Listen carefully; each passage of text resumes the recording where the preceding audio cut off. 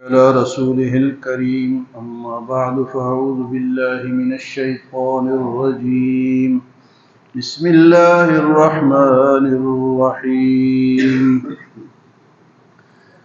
كذبت قوم لوط بالنذر إنا أرسلنا عليهم حاصبا إلا آل لوط نجيناهم بسحر نعمة من عندنا كذلك نجزي من شكر ولقد أنذرهم بطشتنا فتماروا بالنذر ولقد راودوه عن ضيفه فطمسنا أعينهم فذوقوا عذابي ونذر ولقد صبحهم بكرة عذاب مستقر فذوقوا عذابي ونذر وَلَقَدْ يَسَّرْنَا الْقُرْآنَ لِلذِّكْرِ فَهَلْ مِن مُّدَّكِرٍ۔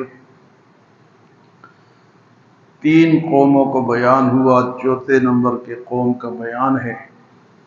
گزشتہ اقوام کا ذکر اللہ پاک نے قرآن میں اس لیے کیا کہ موجودہ لوگ اس سے عبرت حاصل کریں۔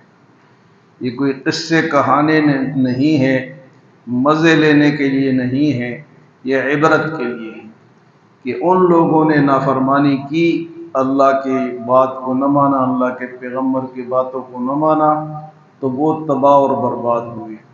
اور آج بھی جو لوگ اس طرح کریں گے، یا تو وہ دنیا کے عذاب میں پکڑے جائیں گے یا پھر آخرت کا عذاب سے بچنا مشکل ہوگا۔ تو اللہ پاک فرماتے ہیں کذبت قوم لوط بالنذر، قوم لوط نے بھی ڈرانے والوں کو جھٹلایا، یعنی نبی کو جھٹلایا۔ یہاں جمع کا صیغہ اللہ پاک نے ڈرانے والوں، تو ایک پیغمبر کا جھٹلانا گویا کہ سب پیغمبروں کا جھٹلانا ہے۔ فرمائے انا ارسلنا علیہم حاصبا، ہم نے ان پر پتھروں کی بارش بھیجی۔ انا ارسلنا علیہم حاصبا الا آل لوط، مگر لوط علیہ السلام کو ہم نے بچا لیا۔ نجیناہم بسحر، صبح کے وقت ہم نے ان کو بچا لیا۔ ہوا اس طرح کہ لوط علیہ السلام کے پاس فرشتے آئے اور وہ اصل میں تو اللہ نے بھیجے کہ ان کو عذاب دے، لیکن اللہ نے ان کو انسانی شکل میں بھیجا۔ جبرائیل علیہ السلام، میکائیل علیہ السلام اور اسرافیل علیہ السلام، یہ فرشتے آئے۔ ان کے ساتھ اور بھی فرشتے تھے، 10-12 فرشتے تھے، نوجوانوں کے شکل میں، خوبصورت نوجوانوں کے شکل میں آئے۔ اور وہ لوگ جو تھے، جس طرح کہ میں نے پہلے بھی بتایا کہ وہ گناہگار تھے، ہم جنس پرست لوگ تھے۔ انہوں نے جب دیکھا کہ پیغمبر کے گھر تو بڑے خوبصورت لڑکے آئے ہیں، انہوں نے جناب جا کے لوط علیہ السلام سے کہا کہ ان کو ہمارے حوالے کرو۔ اب لوط علیہ السلام مہمان بیٹھے ہیں، پریشان ہیں، یا اللہ کی کرے تو کیا کریں، میرے حالانکہ پیغمبر کو علم غیب نہیں ہوتا، اور نہ ان کو پہلے پتہ چل جاتا کہ یہ انسان نہیں ہے، فرشتے ہیں۔ علم غیب کس کے پاس ہے جی؟ اللہ کے پاس، ورنہ لوط علیہ السلام کو پہلے ہی پتہ چل جاتا، لیکن وہ نوجوانوں کی شکل میں ہے، کہ جی ہمارے حوالے کو۔ تو سورۃ ہود میں یہ واقعہ گزرا کہ لوط علیہ السلام پریشان ہوئے اور کہا ہؤلاء بناتی ہن اطہر لکم فاتقوا اللہ ولا تخزون فی ضیفی الیس منکم رجل رشید۔ اور خدا کے بندو، تم مرد ہو، تمہارے لیے اللہ نے عورتوں کو پاکیزہ بنایا، ان کے ساتھ نکاح کرو۔ ہؤلاء بناتی ہن اطہر لکم، یہ تمہارے لیے پاکیزہ ہے، نکاح کر لو تو جائز ہے۔ فاتقوا اللہ، اللہ سے ڈرو، ولا تخزون فی ضیفی، میرے مہمانوں کے ساتھ مجھے شرمندہ تو نہ کرو، مجھے ذلیل تو نہ کرو۔ میں الیس منکم رجل رشید، یار تم میں کوئی انسان کا پتر ہی نہیں ہے، انسان کا بندہ ہی نہیں ہے، انسان ہی نہیں ہے، کوئی اچھا بندہ تم میں سے نہیں ہے۔ الیس منکم رجل رشید۔ تو بہرحال فرشتوں نے جب دیکھا کہ معاملہ تو بڑا گڑبڑ ہے، وہ تو پہلے ہی عذاب کے لیے اللہ نے بھیجے تھے۔ تو انہوں نے لوط علیہ السلام کو کہا کہ آپ گھبراؤ نہیں، اللہ خیر کرے گا، ہم انسان نہیں، ہم ان کا بندوبست کرتے ہیں، ہم انسان نہیں ہے، آپ بے فکر ہو جائے، آپ بیٹھ جائیں۔ ہاں یہ آپ کے لیے آرڈر ہے کہ آپ اپنے گھر والوں کو، ماننے والوں کو صبح صبح لے کر یہاں سے نکل جائیں، صبح صبح، سویرے سویرے، یعنی رات جیسے ہی ختم ہوتی ہے فجر کے ٹائم آپ اپنے اہل و عیال کو لے کے نکل جائیں۔ تو لوط علیہ السلام نکلے، تو اس کا ذکر اللہ پاک فرماتے کہ انا ارسلنا علیہم حاصبا، ان پر تو اللہ نے پتھر برسا دیے، الا آل لوط، لیکن لوط علیہ السلام اور آپ کے آل کو بچا دیا، آپ کے آل کو نجیناہم بسحر، صبح کے وقت ہم نے ان کو نجات دی۔ فرمایا نعمتا من عندنا، اور یہ نجات دینا میری نعمت ہے، نجات دینا میری نعمت ہے۔ کذالک نجزی من شکر، جو بھی شکر ادا کرے گا اس کو میں نجات دوں گا۔ شکر اللہ کا ادا کرے گا، چھوٹی چھوٹی باتوں پہ اللہ کا شکر ادا کرنا چاہیے۔ کتنی نعمتیں ہم اللہ کی کھاتے ہیں، پیتے ہیں، استعمال کرتے ہیں، لیکن شکر کا لفظ ہمارے زبان پہ نہیں آتا۔ اللہ فرماتے ہیں کہ میں نے لوط علیہ السلام اور آل لوط کو میں نے نجات دی۔ دوسری جگہ فرمایا کہ ان کی جو بیوی تھی وہ عذاب میں، اس پر بھی عذاب ہے کیونکہ وہ مسلمان نہیں ہوئی۔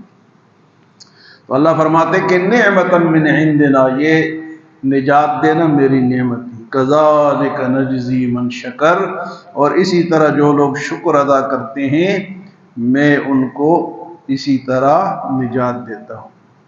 اور فرمایا وَلَقَدْ أَنذَرَهُمْ بَطْشَتَنَا فَتَمَارَوْا بِالنُّذُرِ، لوط علیہ السلام نے بڑا میرے پکڑ سے ان کو ڈرایا۔ وَلَقَدْ أَنذَرَهُمْ بَطْشَتَنَا فَتَمَارَوْا بِالنُّذُرِ، لیکن وہ اس کو مذاق سمجھتے رہے، وہ ہم کہتے ہیں ہلکا لیتے رہے، ہلکا، وہ مذاق سمجھتے رہے۔ فَطَمَسْنَا وَلَقَدْ أَنذَرَهُمْ بَطْشَتَنَا فَتَمَارَوْا بِالنُّذُرِ، وہ اس ڈرانے کو مذاق اور شک سمجھتے رہے کہ ویسے ہی کہتے ہیں۔ تو اللہ فرماتے ہیں وَلَقَدْ رَاوَدُوهُ عَنْ ضَيْفِهِ، انہوں نے ارادہ کیا لوط علیہ السلام کے پاس جا کر کے مہمان ہمارے حوالے کرو۔ اللہ فرماتے فَطَمَسْنَا أَعْيُنَهُمْ، ہم نے ان کو اندھا کر دیا، ان کو فرشتے پھر نظر ہی نہیں آ رہے جو انسانوں کے شکل میں تھے نا، جب اندھا کر دیا تو وہ پھر ٹامک ٹوئیاں مارتے رہے اور پھر کہاں ان کو نظر آئے۔ اللہ فرماتے فَطَمَسْنَا أَعْيُنَهُمْ، میں نے ان کے جناب آنکھیں چھین لی، فَذُوقُوا عَذَابِي وَنُذُرِ، پس چکو میرے عذاب کو اور ڈرانے کو، اس کو اب مزہ چکو۔ وَلَقَدْ صَبَّحَهُمْ بُكْرَةً عَذَابٌ مُسْتَقِرٌ، اور یہ جو عذاب ان پر آیا صبح کے وقت، اور ایسا عذاب تھا کہ ٹکا ہوا عذاب تھا، ٹکے ہوئے سے مطلب عذاب مستقر، کہ وہ پھر ہٹا نہیں، ایسا عذاب آیا کہ پھر وہ ہٹا نہیں۔ وَلَقَدْ صَبَّحَهُمْ بُكْرَةً عَذَابٌ مُسْتَقِرٌ، اللہ فرماتے فَذُوقُوا عَذَابِي وَنُذُرِ، بس چکو میرا عذاب اور میرا ڈرانا۔ وَلَقَدْ يَسَّرْنَا الْقُرْآنَ لِلذِّكْرِ فَهَلْ مِن مُدَّكِرٍ، اور قرآن کو ہم نے نصیحت کے لیے آسان بنا دیا، تو ہے کوئی نصیحت حاصل کرنے والا؟ قرآن آسان ہے، قرآن آسان ہے، لیکن اتنا بھی آسان نہیں ہے کہ کوئی اس کو سیکھے ہی نہ اور کہے کہ مجھے قرآن کیوں نہیں آتا۔ قرآن آئے گا لیکن سیکھنا پڑے گا۔ تو یہاں پر ایک بات آج کل ہمارے ساتھ بھی یہ معاملہ پیش آ رہا ہے، دیکھو جی کتنے سیلاب آئے جناب، گاؤں کے گاؤں تباہ ہو گئے، اور جناب لوگ جناب صفحہ ہستی سے اللہ نے نکالے۔